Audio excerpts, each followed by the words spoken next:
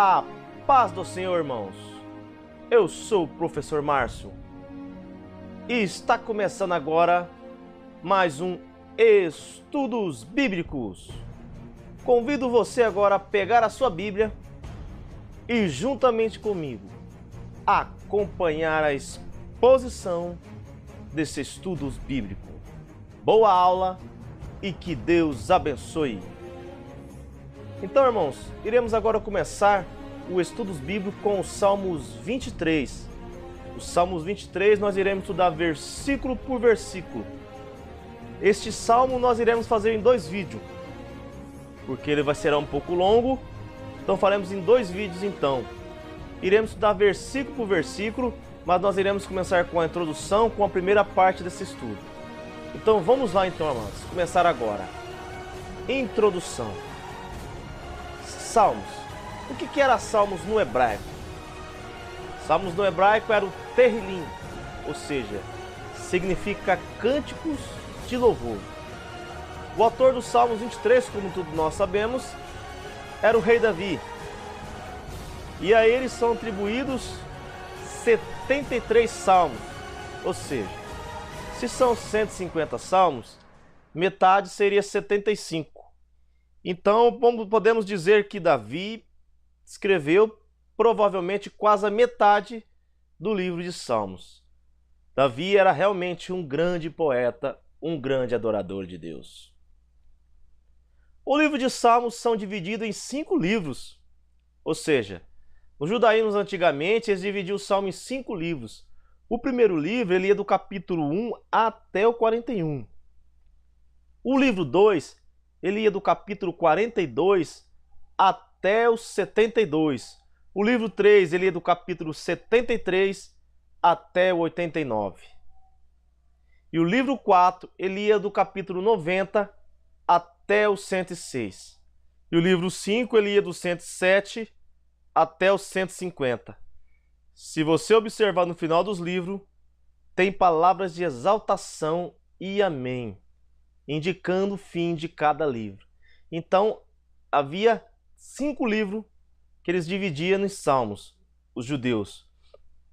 E se você observar em cada livro deles, um exemplo, no final do primeiro livro, do que vai do capítulo 1 ao 41, no final você vai observar ali que tem palavras de exaltação a Deus e palavra amém, indicando o final, o término daquele livro. Então, se você começar a analisar cada final desses capítulos de cada livro, você vai ver que está finalizando um livro. O Salmos 23 é o mais querido entre os cristãos. Alguns o têm chamado de a pérola dos salmos.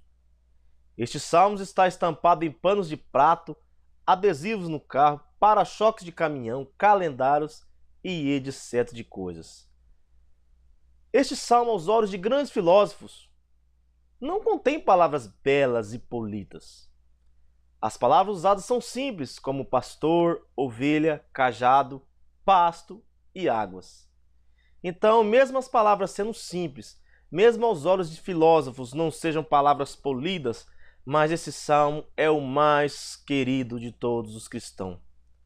Aí vemos que Deus ele age na simplicidade. Na simplicidade existem grandes riquezas. Fica aí um ensinamento para nós também. Muitos conhecem esses salmos por estar estampado em diversos lugares, como já disse antes. Mas a diferença é que Davi conhecia além das palavras. Ele conhecia na intimidade o pastor dos Salmos 23, que é o Senhor. Davi era um verdadeiro adorador. Um exemplo, quando o rei Saul ficava perturbado, Davi ao tocar a harpa, o rei se acalmava. Segundo estudiosos, as cordas da harpa não eram afinadas como hoje, devido à forma de se temperar as cordas. Mas mesmo assim, na época, deu resultado. Por que deu resultado? Porque Davi era um homem ungido, Davi era um homem cheio do Espírito de Deus, Davi era um verdadeiro adorador. E ao tocar aquela harpa, a unção de Deus descia sobre aquele lugar e se manifestava ali o Jeová Shalom, o Senhor é a nossa paz. Agora, nós iremos estudar os 7 nomes de Deus que está no Salmo 23. Se a gente for analisar o Salmo 23, ali se manifesta os 7 nomes de Deus. Por que 7 nomes de Deus? Nome fala de quê? Do caráter, fala da sua manifestação. Então, através do Salmo 23, nós vemos que o caráter de Deus se manifestou de 7 formas poderosas ali. Vamos analisar então quais são os 7 nomes que se manifestam nesse Salmo 23. O primeiro nome de Deus que se manifesta é o Jeová Roi, ou seja, Jeová Roi. O Senhor é o meu pastor. Isso se encontra lá no verso 1, que diz: o Senhor é o meu pastor. Davi, pela primeira vez que revela esse nome de Deus, ele vê em Deus um verdadeiro pastor que guia, alimenta e cuida. O segundo nome é Jeová Jireh, ou seja, o Senhor proverá. Vemos essa manifestação de Deus no próprio verso 1 mesmo, quando diz: o Senhor é meu pastor e nada me faltará, ou seja, o Senhor proverá. Este nome é atribuído pela primeira vez por Abraão. Quando Deus pediu o seu filho como sacrifício, e seu filho Isaque pergunta: onde está o holocausto? E Abraão, o que ele faz? Ele responde: Deus proverá o cordeiro. Então esse é o segundo nome. O terceiro nome é Jeová Shalom. O Senhor é a minha paz. Isso se encontra lá no verso 2. Quando ele fala assim: deitar-me faz em verdes pastos e guia-me mansamente às águas tranquilas. Ou seja, ele vai guiar as ovelhas num lugar tranquilo. Isso fala de paz. E pela primeira vez nós vamos ver, é Gideão que atribui. Gideão foi quem atribuiu este nome a Deus pela primeira vez. Gideão, quando pediu um sinal para Deus, se realmente era escolhido para guerrear contra os midianitas, ao oferecer a oferta no altar, ele vê a face do anjo do Senhor e fica com medo, mas Deus diz: a paz esteja contigo, não temas, não morrerás. E ali Gideão chama: o Senhor é a minha paz. Então Gideão, quando viu a face do anjo, falou: vixe, agora eu vou morrer, não vou sobreviver diante da face do anjo do Senhor. Mas Deus fala: não, que a paz seja contigo, você não vai morrer não. Então ali Gideão chamou: Jeová Shalom, o Senhor é minha paz. O quarto nome é o Jeová Rafá. Ele é o Senhor que cura. Isso nós podemos encontrar lá no versículo 3, que diz: refrigera a minha alma. A primeira vez que Deus é revelado como Jeová Rafá é no contexto da saída do Egito. Se o povo obedecesse Deus, não colocaria enfermidade neles como fez no povo do Egito. Isso se encontra lá em Êxodo capítulo 5, versículo 26. Então, quando fala aí: Senhor, refrigera a minha alma, fala do Senhor consolar a alma atribulada, a alma que está perturbada. O Senhor vem e cura aquela alma, trazendo realmente aquela cura, trazendo aquele refrigério. Então está se referindo que o Senhor cura. Agora o quinto nome é o Jeová Tsequenu, ou seja, o Senhor é a nossa justiça. Isso se encontra lá no verso 3, quando Davi diz: guia-me pelas veredas da justiça, por amor do seu nome, ou seja, guia-me pelo caminho da justiça. A primeira vez que Jeová Tsequenu aparece na Bíblia é nos seus dias Judá será salvo e Israel habitará seguro, e este será o seu nome, com a qual Deus chamará o Senhor justiça a nós. Isso pela primeira vez que fala de Jeová Tsequenu, ou seja, o Senhor é a nossa justiça, e se encontra lá em Jeremias, capítulo 23, versículo 6. Então o sexto nome é Jeová Chamar. O Senhor está presente. Nós podemos ver isso lá no versículo 4, quando Davi diz: ainda que eu andasse pelo vale da sombra da morte, não temerei mal algum, porque tu estás comigo. Ou seja, tu estás comigo, o Senhor está presente. A primeira vez que Deus é chamado Jeová chamar na Bíblia é lá em Ezequiel 48:35, que diz: 18.000 canas por medida terá ao redor. E o nome da cidade desde aquele dia será: o Senhor está ali. Ou seja, o Senhor está presente. Jeová chamar. Este é o sexto nome. Agora nós iremos para o sétimo e último nome, que se manifesta no Salmo 23, que é Jeová Nissi. O Senhor é a nossa bandeira, ou seja, o Senhor é a nossa vitória. Isso se encontra lá no versículo 5, que diz: prepara uma mesa perante mim, na presença de quem? Dos meus inimigos. Unges a minha cabeça com óleo, e o meu cálice transborda. Sabemos que Davi sofreu muita perseguição dos seus inimigos, mas Davi sabia que diante dos inimigos Deus prepararia uma mesa que o cálice ia transbordar de alegria, que a sua cabeça seria ungida, ou seja, que Davi seria um vitorioso diante dos seus inimigos. A primeira vez que o nome Jeová Nissi aparece na Bíblia é em: e Moisés edificou um altar, a qual chamou: o Senhor é a minha bandeira. Isso se encontra lá em Êxodo 17:15. O Senhor é a nossa vitória diante dos nossos inimigos. Davi, quando estava guerreando contra Amaleque, ao vencer ali, levanta o altar e diz: o Senhor é a minha bandeira, ou Jeová Nissi, porque quem nos deu essa vitória foi o Senhor. Vamos então agora começar a estudar os Salmos 23. Vamos começar a estudar o primeiro versículo, o versículo 1.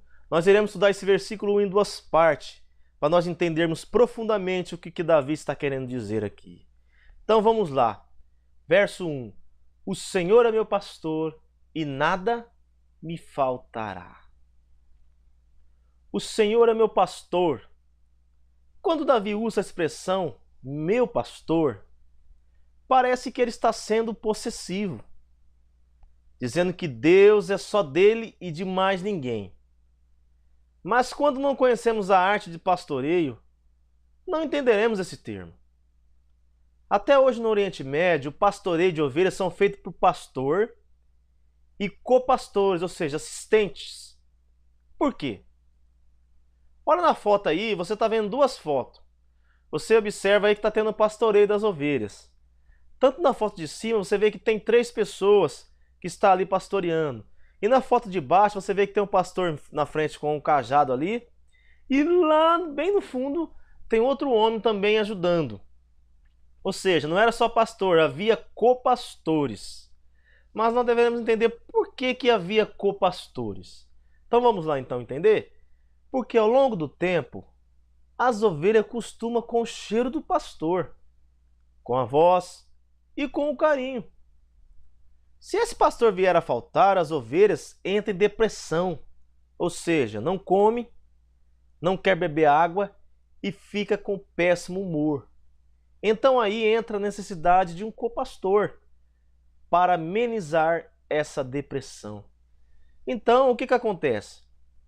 Antigamente as ovelhas se acostumavam tanto com o pastor, elas se apegavam tanto com o pastor, que se o pastor viesse a faltar, ou seja, se ele viesse a morrer, ou viesse a afastar, aposentar a sua profissão de pastor por devido a alguma doença, por devido a algum membro do seu corpo que deu algum problema, as ovelhas iam sentir muita falta desse pastor. O que ia acontecer? Elas entram em depressão.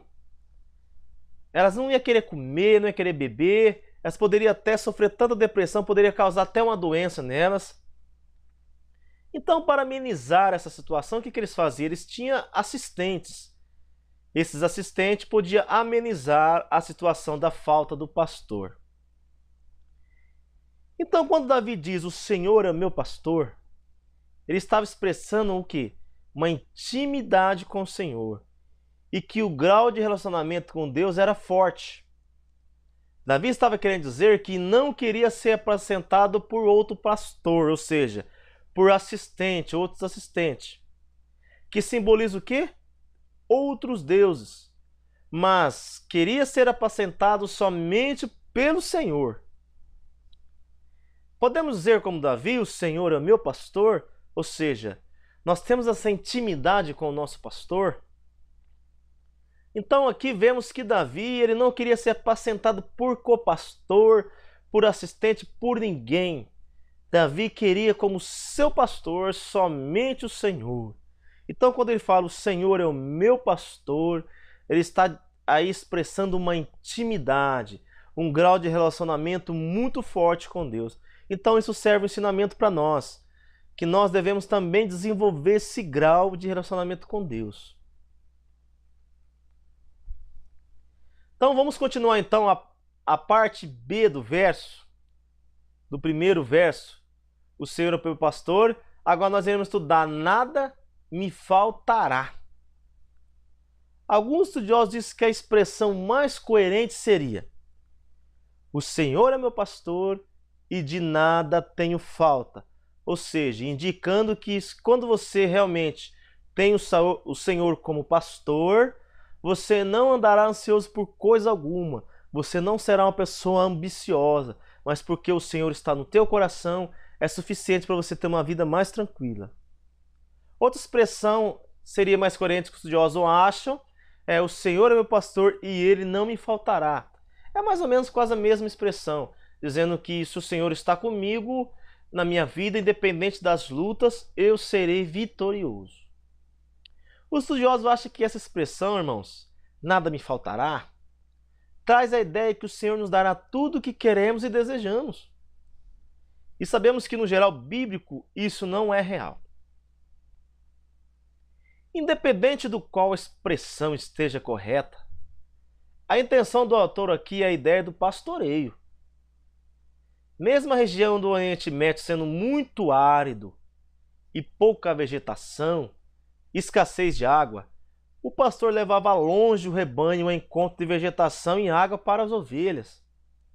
Ou seja, o que era básico para viver era suprido pelo pastor. Jesus fala do básico, lá em Mateus capítulo 6, a partir do verso 31, quando ele diz ali: não andeis ansiosos, inquietos, porque haver de comer ou haver de beber.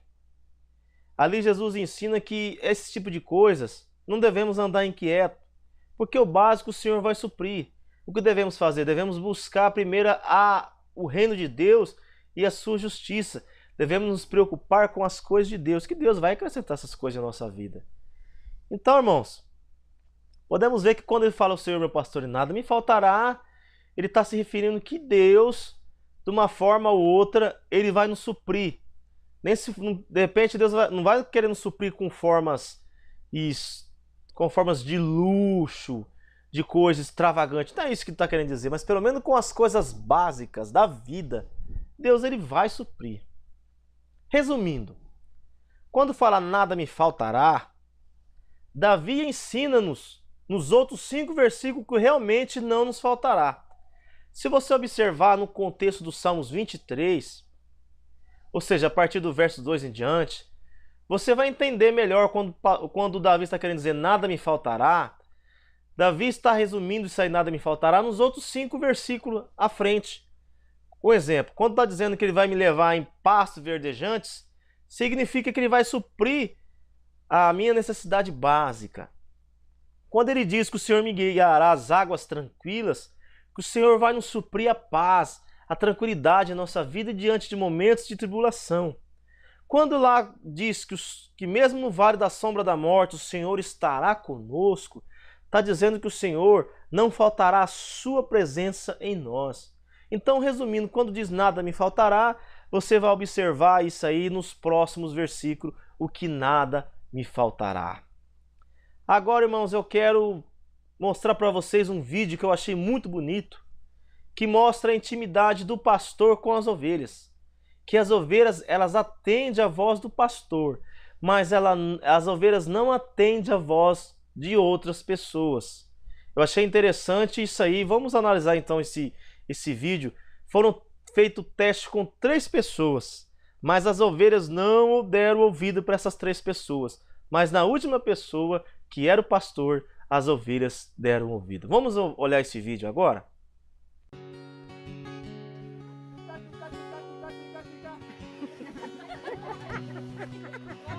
One more time. Oh, one is.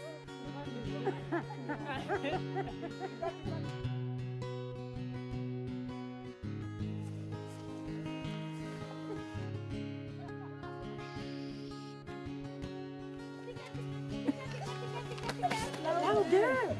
Tika, tika, tika, tika. Tika, tika, tika, tika. Tika, tika.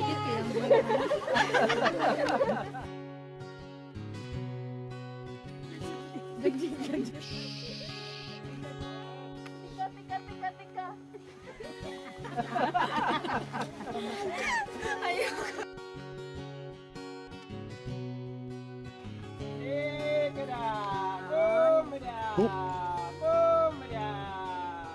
Look at them, look at them.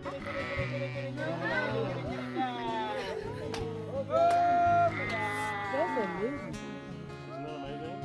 They are coming. Oh my God. Woo! Oh my God. I can't believe this. Oh my God. This is right. Oh my God. This is amazing. One more. You scared them. Yeah, Eunice made him go away. Oh my God. Was that cool or what? Oh my God. You will never have the same again. Oh my God.